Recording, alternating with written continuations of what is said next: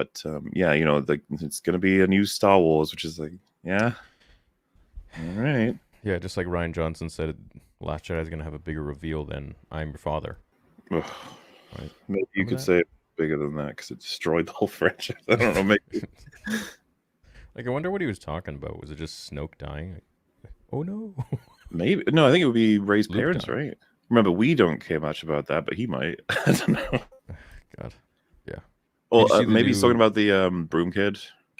Fuck, what was I his don't know. broom Luke boy? That's dying. I don't someone. know. Oh, Luke did. Nah, that's a footnote. Who cares about um, did you see what JJ had to say recently about, or what happened with JJ? What Adam Driver said over last week that? about how Kylo, the information regarding Kylo, how it was You're talking completely about like the. changed in Last Oh Jedi. well, yeah. Well, the thing is, that's one of the things I've come across in my videos is like the nature of Kylo Ren. You can tell from the films that he's getting Yeah. pulled all over the place in terms of like creative ideas.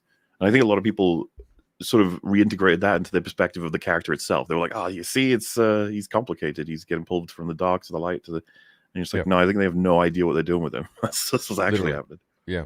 Did you see that interview? I've been told about it. I was actually going to say I could have sworn it's like, did you tell me about it or someone else? Either It way, might have yeah, been someone else. Yeah. that So it's he was going well, to be the opposite of Anakin's arc, right? That was the idea. the opposite of Anakin's arc, but from the beginning, he was supposed to fall further and further into the dark side.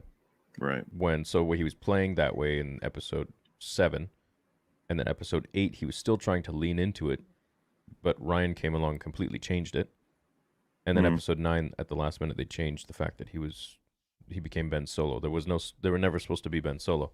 I think that would have been much more interesting if he had just continued to go further yonder into the dark.